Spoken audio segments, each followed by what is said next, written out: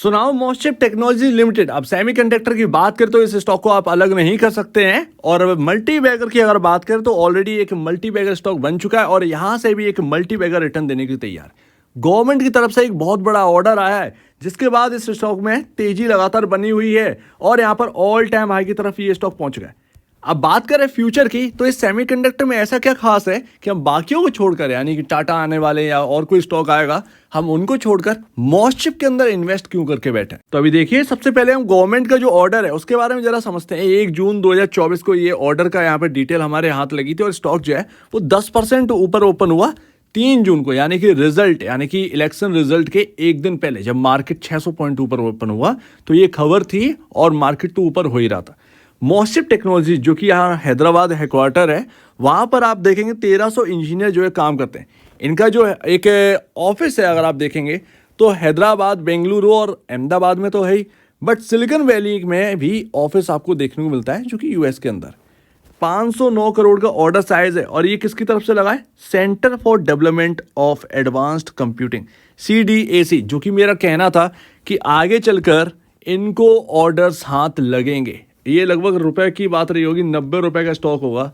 आप कह रहे थे कि ये स्टॉक फेल हो गया। अब आप बताइए, टाइम देना पड़ता है।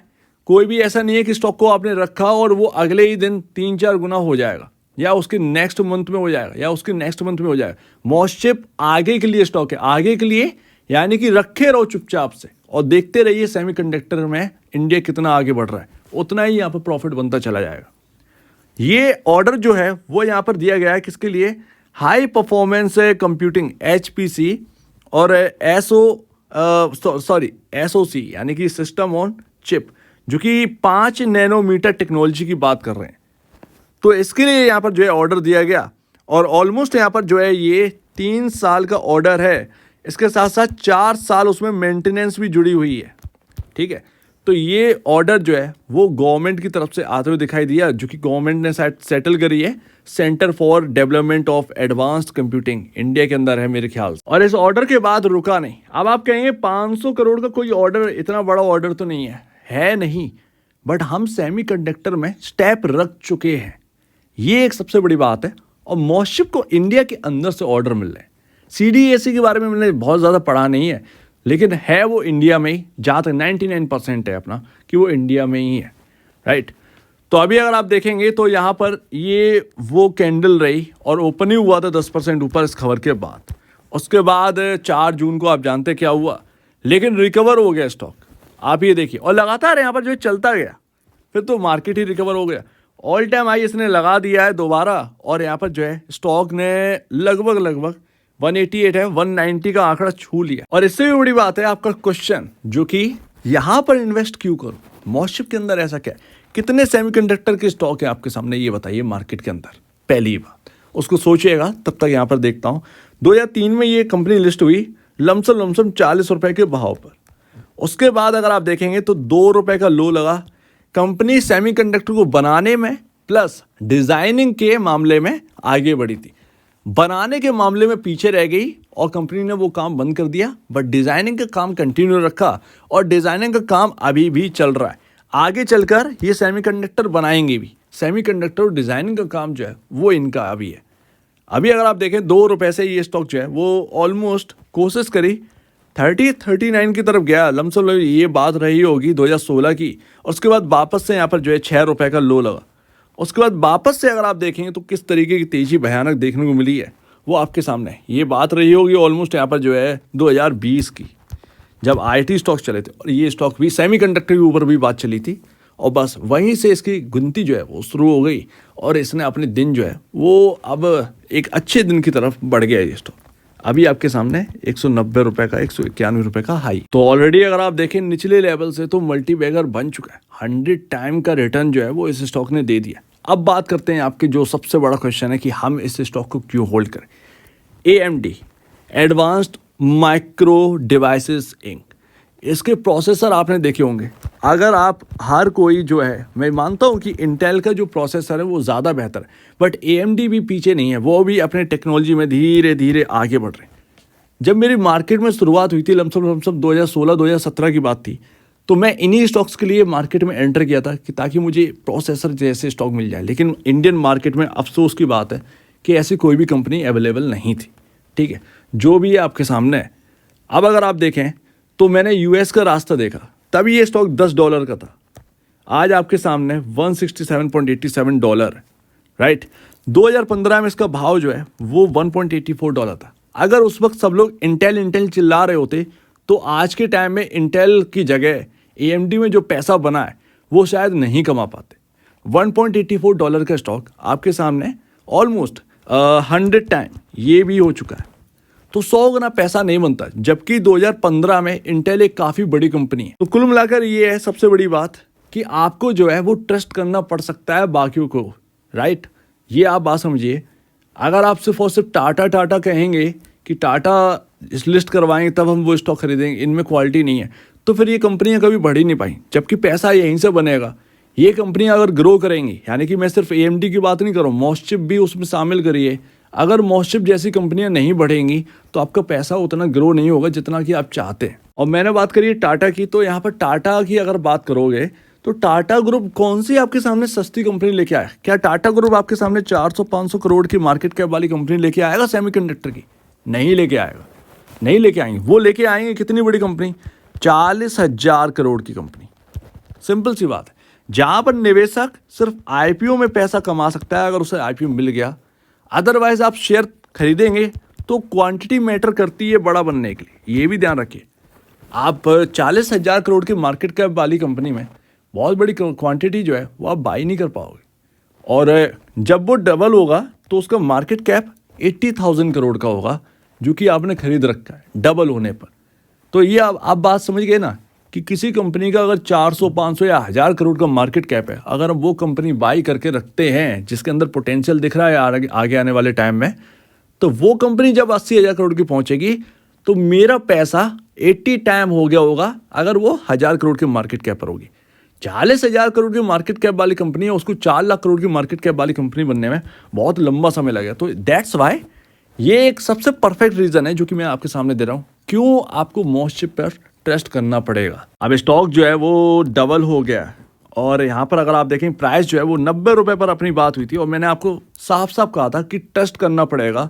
और ये भी एक गेम है। टेक स्टॉक के अंदर अगर आप इन्वेस्ट कर रहे हैं कुछ ऐसी कंपनियों पर, तो आप ये समझिए कि आपका जो एक सिक्का है वो या तो बहुत तेज़ी से उछलेगा, ठीक है, या फिर वो तेज़ी से नीचे गिर जाए, क्योंकि सेमीकंडक्टर एक नई फील्ड है और इसके अंदर ना बहुत ही कंपनियां जो हैं वो बर्बाद भी होंगी और आबाद भी होंगी।